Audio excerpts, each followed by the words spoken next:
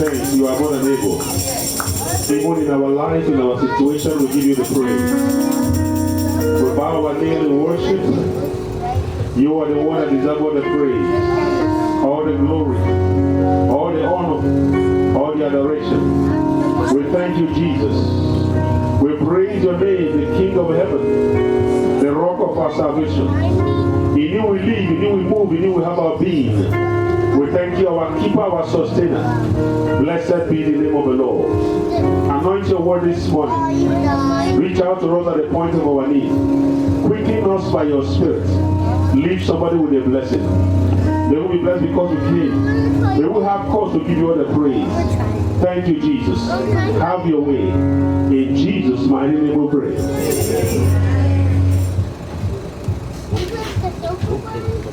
We're rounding up our series. We'll do that by next Sunday. We've been dealing with something we have titled Fighting the Good Fight of Faith. Paul exhorted Timothy, say, fight the good fight of faith. We've been exploring scripture to see the kind of fight that is approved in scripture that we must fight. So there's a fight approved in the Bible that God wants us to be engaged in. That fight is going on. If you're not fighting, you'll be oppressed. If you're not fighting, you'll be losing on every end. So I want to look at the fight to live long and to serve God for a long time. How many of us want to live long? There is a fight to live long. Somebody will live long. I will live long. Someone said that don't go to work late. You might be fired. Don't go to the airport late. You may have to pay for another ticket. Don't go to church late. On earth, appointment, don't go to appointment late, but go to heaven late. How many of you want to go to heaven early? Early? Early is now.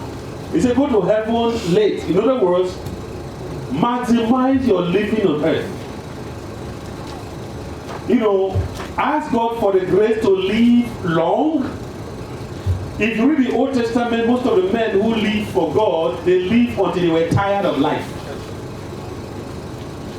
You will see where they say, let your servant depart in peace, because my eyes have seen your salvation. Isn't it?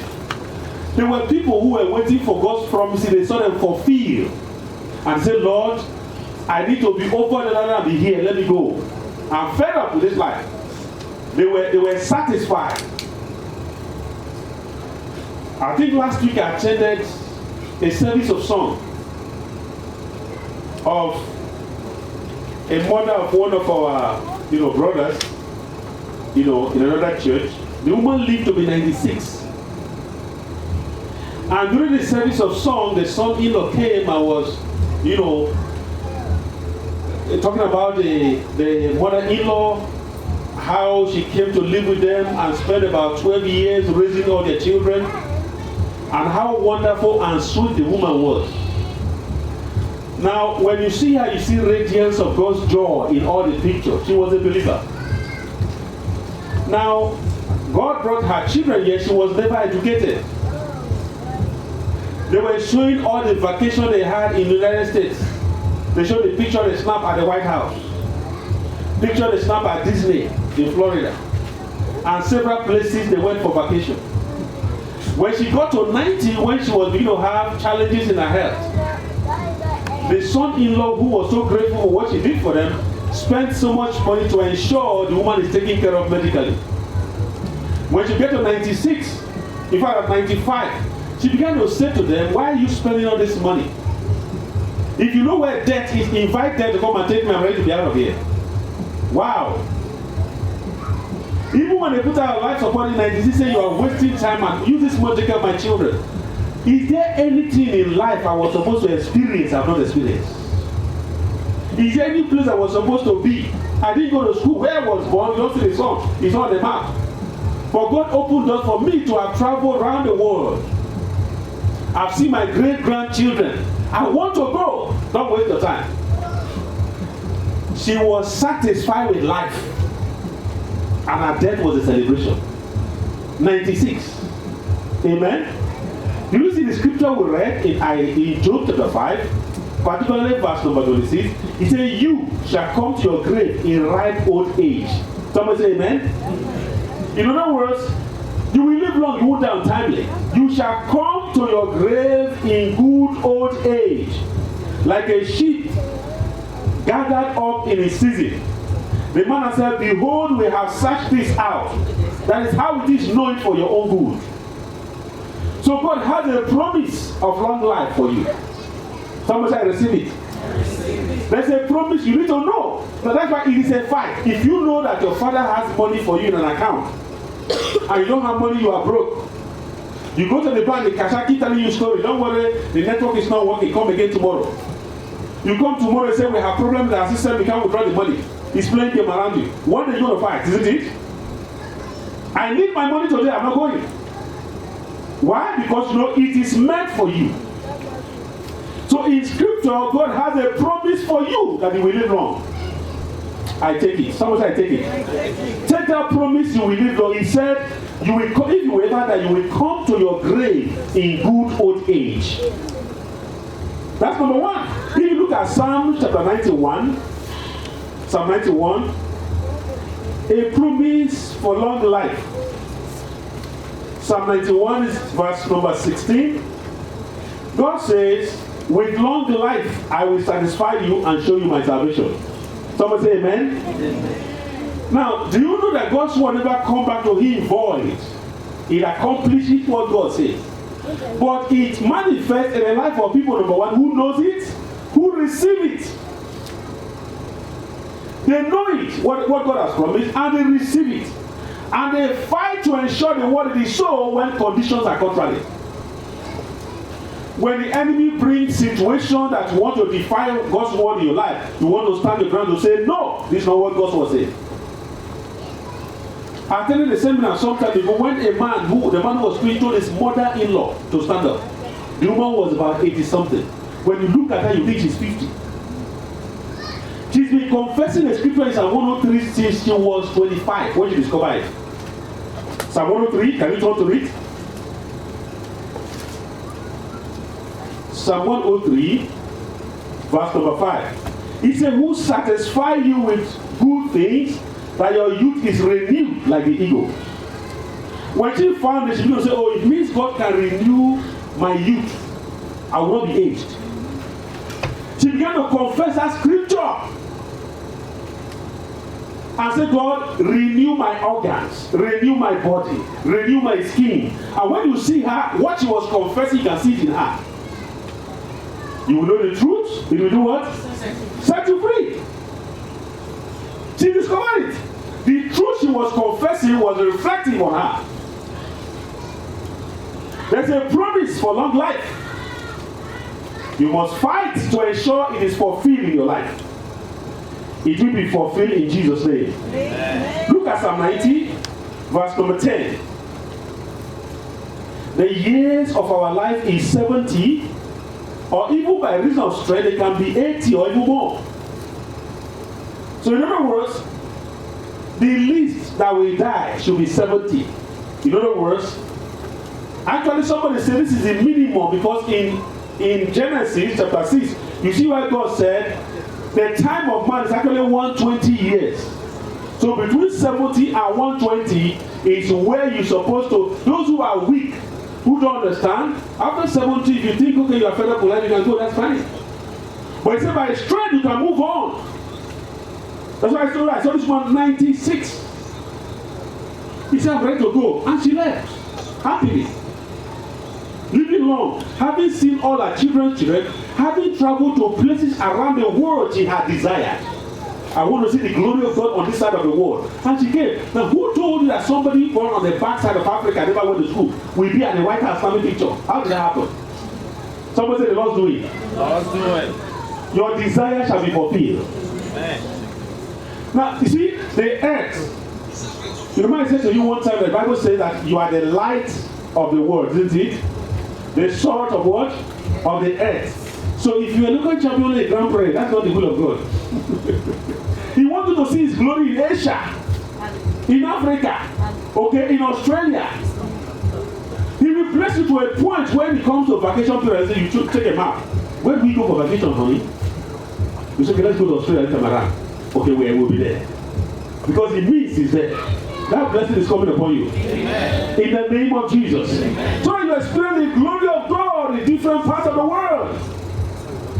That's the plan and the purpose of God. You will live long to enjoy God in the land of the living before you exit from here. Somebody say amen. Amen. In Psalm 118 verse 17, have you turned the Bible to it? Psalm 118. I want us to read it together. Sorry, you know it there. Psalm 118 verse 17. Are we there? Psalm 118 verse number 17. 1, 2, 3, let's go. I shall not die, but I live and recount the deeds of the Lord. Who is he talking to there? Who is he talking to? To you. I shall not die, but I will live and recount or declare the goodness of God in the land of the living. That's God's promise for you. I receive it. I receive it. Hallelujah. Now, to be able to live long, you need good health. Somebody say good health. There's also a promise that covers good health for you. You are familiar with that one? Look at 3 John verse number 2. He said, beloved, I pray that everything may go well with you and you may be in good health and prosper as your soul prospereth. Do you see the mind of God for us, his children? Beloved, I pray for you that you be in good health and you prosper as your soul does. That everything may go well with you.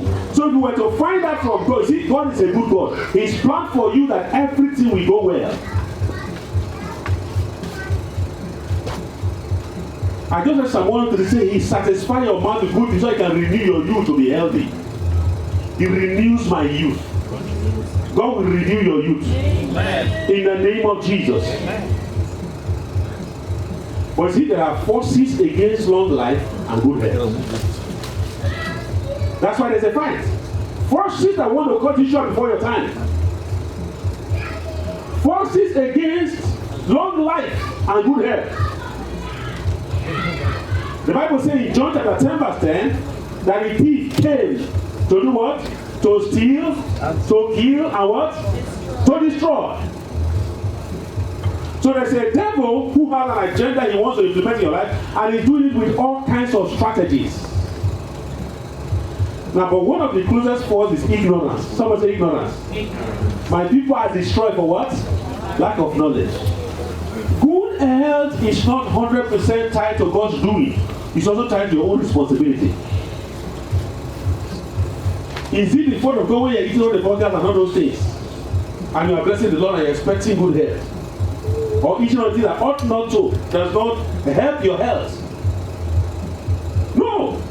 You see, one of the things the devil does is to work against our mind in such a way that the things that are attractive to us most of the time are not helpful to us. That's the enemy at work. So you see people who love things that they know that this may not be helpful to me health-wise, but they indulge in them. And they have to start dealing with the consequence of some of these things somewhere down the road. So in 1 Corinthians chapter 3 verse 16, the Bible says, don't you know that your body is a temple of the Holy Spirit? So if the Holy Spirit is there, you want to ask the Holy Spirit, do I eat burger or not? This is the one he will answer you. Amen? Do you want burger inside of me? Or do you want, what kind of, just, find out. Some people can drink soda all day, 1, 2, 3, 4 cans. They are addicted to it. But you want to check the value of that to your health. How is it helping you? So whenever you take a can, ask the Holy Spirit, are you the one that wants to actually drink soda or me? Amen. So So there are rules and regulations for good health, which is our personal responsibility. The other one is lack of discipline.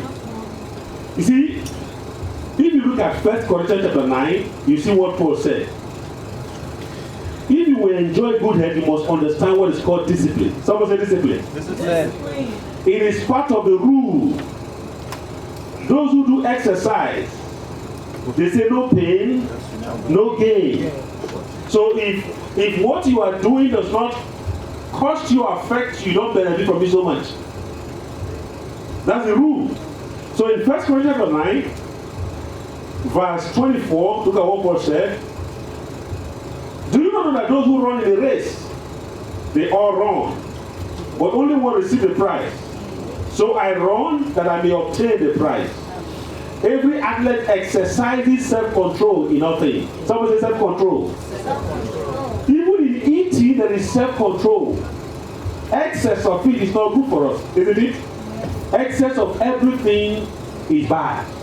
The Bible encourages moderation. So no matter what you eat, if you eat in excess, it's not helpful for you. And there are times and seasons for everything. The Bible says, isn't it? There's a time to eat. There's a time not to eat. There's a time to allow your stomach undergo called sabbatical rest.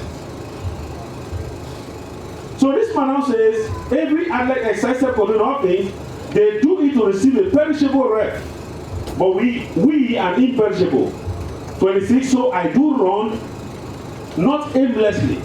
I do not box as beating the air, but I discipline my body and bring it under control, lest after preaching to others, I become disqualified. I discipline what? My body.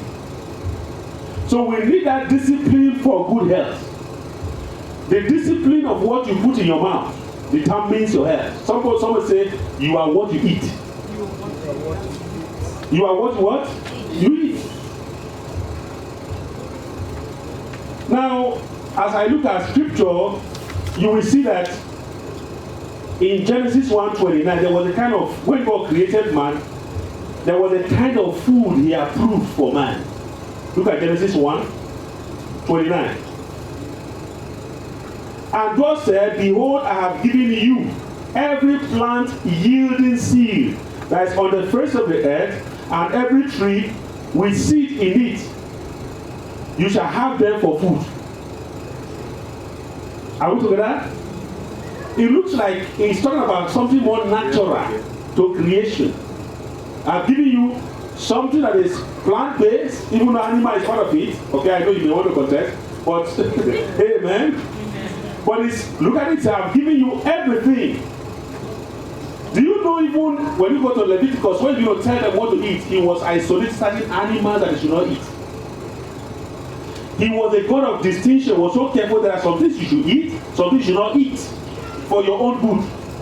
Isn't it? That's what it is.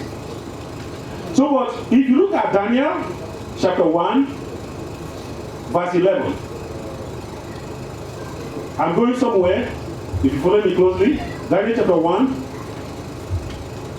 So Daniel, who understood the principle of health in the Old Testament, look at what he did. The king prepares their own special delicacy. They used to serve the king. Now they were to give this thing as a privilege to Daniel and his colleague who were serving the king. But Daniel refused. In verse 11, said, then Daniel said to the steward, whom the chief of the eunuch had assigned over Daniel, Hananiah, Mishael, and Azariah. He said, test your servant for 10 days. Let us be given vegetables to eat and water to drink.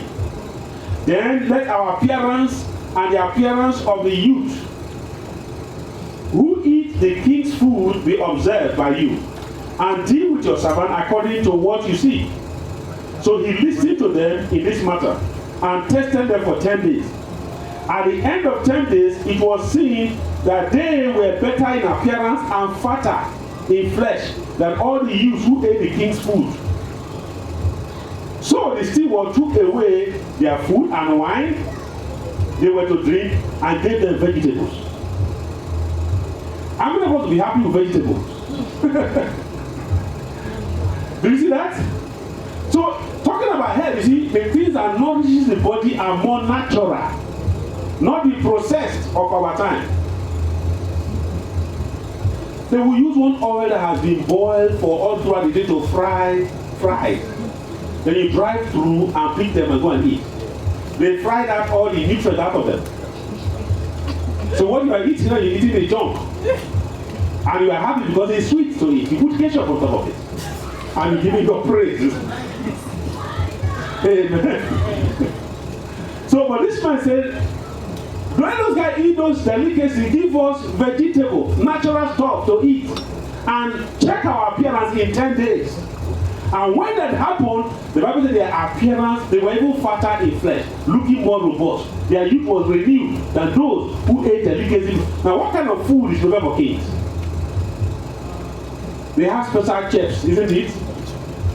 When they prepare the steak, they will do it wonderfully. All kind of seasoning on it, that when you taste it, oh man, you think of how heaven will look like, isn't it? But these guys set this aside. And they went with natural food that has not gone through anything. When they ate it, beans, lentils, vegetables, and the fruit, and they were healthy. May God give us wisdom. You see, someone says that healthy food most of the time does not taste sweet. But our taste bud has been adjusted to sweet and sugar. And the more we consume those sugars and all those things, the more disorganization we have in our system. You see, 98% of what they deal with today actually happens from what we eat and the lifestyle. When people are given to be smoking and drinking, okay? I know that time when we talk about, oh, please, people have helped me to ransom that. Pastor, does the Bible not approve? The Bible condemns drinking, especially wine, alcohol, this time around. Okay? We have to wrestle with that over and over and again. The Bible does not really condemn it, but by wisdom, they advise against it. Now, so by the time you are engaged in a lifestyle that is detrimental to your physical health, how long do you want to live? You might not fulfill God's promise. So the fight to live long is a fight to be disciplined. It's a fight to be responsible. There are things I now eat that I didn't like initially. Who will be eating ginger and garlic? Or put them, add them to tea and drink. For what? But when I found out they were good, I have to adjust to them. Somebody say amen? Amen. Who will be blending fruits and want to drink say smoothie? For what? But when I found out the nutrient your body needs is fine, that's what I have to do. It may not be convenient. But all the ones that have been processed and all the nutrient processed of them, they are the ones you like. But may God give us understanding. Yeah. So the right dieting is one thing we must focus on if we live long. Can you see? So when Paul was telling Timothy, fight the good fight of faith, it also includes that God wants you to live long because He promised you to live long. And if you live long, you need to take responsibility for it. In the way you eat, in the way you rest. Can I say this also? Lack of rest also finishes the body so quickly. Even God who created, God spent 6 days to create the earth and He rested on the 7th day also. God the Almighty deemed it wise to rest. Actually, at the end of each day, He goes back and rests. And He comes back the following day to the creation. Someone said, those who don't rest, they are led to rest by other men. Because one of the greatest killer is stress. Somebody say stress. Stress. Your mind never functions effectively. You are taking all the overtime at work because you won't make more money. You forget that it's your body you are working out. If you are not there tomorrow, you're going to hire someone to replace, isn't it? Yes, sir. There are some overtime you should avoid in order to live long. It is wisdom. Amen. You understand what I'm talking about? Somebody say God is good. Do you know even Jesus rested? If you read the story in John chapter 4, where they met the woman at the well, the Bible said they were tired and weary in their journey. So they actually stayed by the well to relax. That was when that woman came to fetch water and they met her. If you look at Mark chapter 6, verse 31, Mark chapter 6, verse 31. Okay, let me from verse 30. The apostle returned to Jesus and told him all that they had done and taught. And he said to them, come away by yourself to a desolate place and rest a while. For many people were coming and going, and they had no leisure, even time to eat. So he told the disciples, come away, let's go do what? And rest. So that the stress of serving people, doing ministry will not kill you before your time. What they were doing was God's assignment, isn't it? But there was no wisdom to rest, and the body will recoup. They could break down before their time. The fight to live long is a fight of wisdom. Somebody say wisdom. Wisdom. The wisdom to know when to stop and when to continue. There are some people, because we have overworked our mind and worries and anxiety are there. Even when they sleep at night, their body doesn't rest. Their mind is still working. When they wake up in the morning, they are still, the body still want to sleep some more. Why? Because they didn't rest in the night.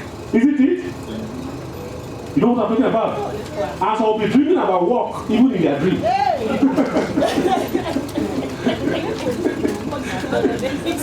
So the work that they will dream of over time, when it's going to come out. It tells you how much we have disorganized ourselves. You see, God needs rest to recoup the body. Can I tell you this? See, our body, there's a defense mechanism in our body called the immune system.